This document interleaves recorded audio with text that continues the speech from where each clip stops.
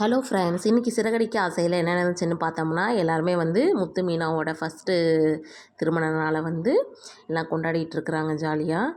அந்த நேரம் பார்த்து நம்ம மீனாவோட தம்பி வந்து வந்துடுறாங்க.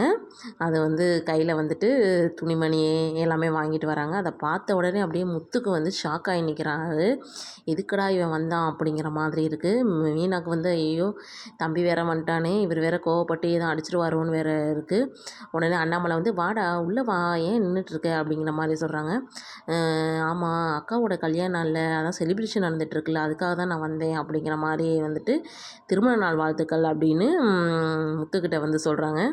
உடனே முத்துவும் வந்து தேங்க்ஸ்டா வாடா அப்படிங்கிற மாதிரி சொல்கிறாங்க. உடனே கிஃப்டெல்லாம் வாங்கிட்டு வந்திருக்கேன் அப்படின்னு சொல்லிட்டு எடுத்து கொடுக்குறாங்க. அப்படியே முத்து வாங்குவாரா இல்லையா, இல்லை தூக்கி போட்டுருவாரான்னு மீனா அப்படியே பார்த்துட்ருக்குறாங்க. ஆனால் முத்து வந்து அதெல்லாம் எதுவுமே செய்யலை. அதை விட ஒரு பெரிய ஒரு இது வந்து விஜயாவும் ரோகிணியும் பார்த்துட்ருக்காங்க. ஏன்னா ஏற்கனவே வந்து அங்கே மீனாவோட அம்மா வீட்டிலேருந்து வரப்பே வேறு சட்டையோடு வந்தார். சரி கண்டிப்பாக ஒரு பிரச்சனை வரப்போகுதுன்னு அவங்களும் பார்த்துட்ருக்காங்க. ஆனால் முத்து வந்து ரொம்ப கூலாக குட்றா எங்களுக்காக தானே வாங்கிட்டு வந்திருக்க அப்படின்னு சொல்லி அந்த இடத்துலையே அவர் போட்டிருந்த சட்டையை கழட்டிட்டு வாங்கி கொடுத்த சட்டையை வந்து அவர் போட்டுக்கிறாரு. அப்படியே மீனாவும் ரொம்ப ஆச்சரியமாக பார்த்துட்ருக்குறாங்க. அடுத்து மாலை வாங்கிட்டு வந்திருக்காங்க, அதையும் எடுத்து மீனாவா மாற்றிக்கலாம் அப்படின்னு சொல்லி அதையும் மாற்றிக்கிறாங்க.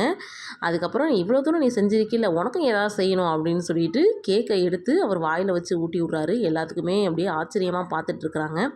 ஆனால் முத்துக்குள்ளே வந்து கோவம் இருக்குது. ஆனால் குடும்பமே இருக்காங்களே, எதுவும் செய்யக்கூடாதுன்னு அவரும் ரொம்ப பொறுமையாக இருக்கிறாரு.